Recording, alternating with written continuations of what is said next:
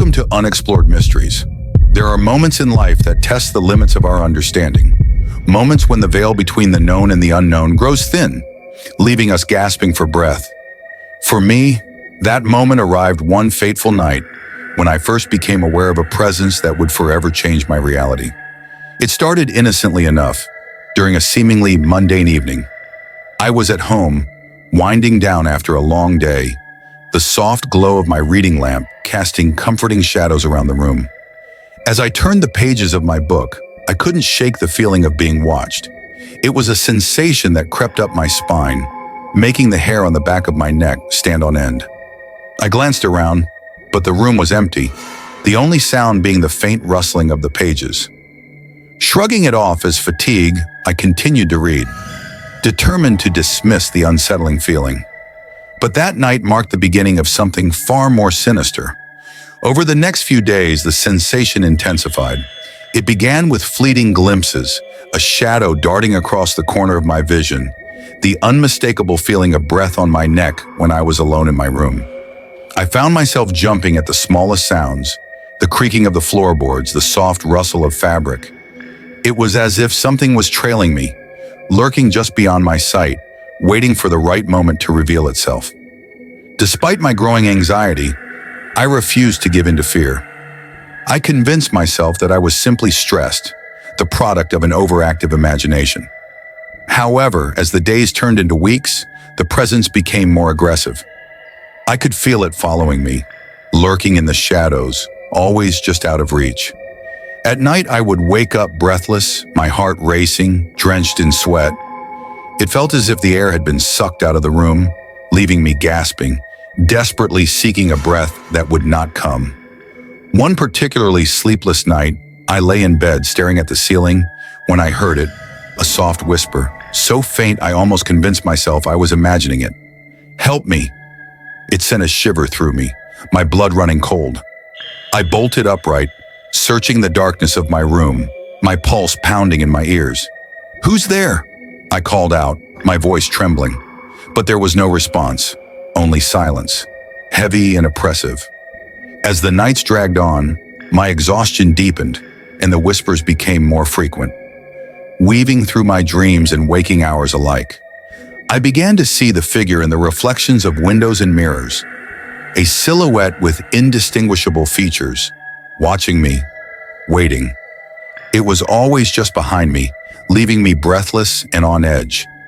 I became a prisoner in my own home, too terrified to sleep and too drained to think clearly. In a desperate attempt to reclaim my life, I reached out for help.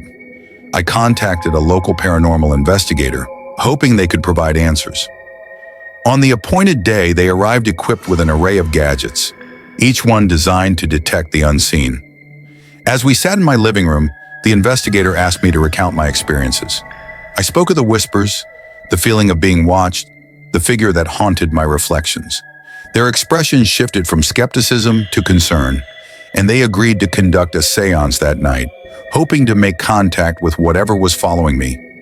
As darkness enveloped the house, we gathered in a circle, candles flickering in the dim light. The atmosphere was thick with tension as the investigator called upon the spirits, urging them to reveal themselves.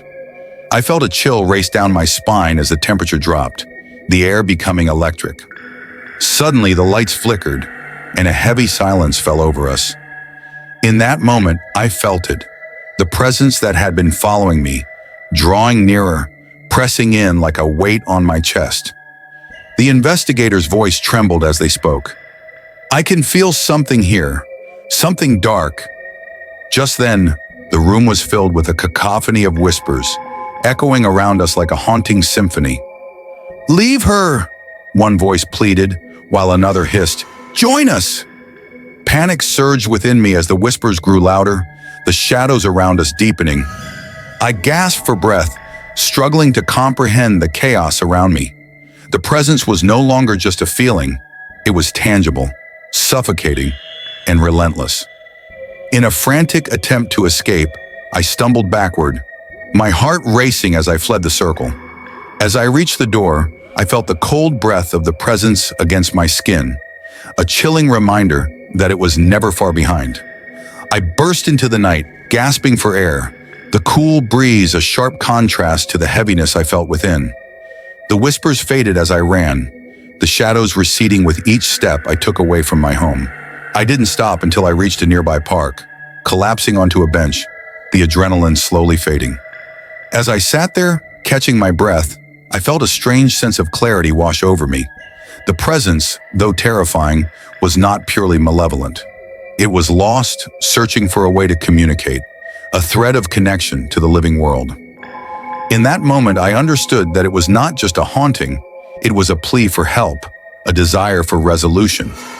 Though I never returned to the house, the experience changed me.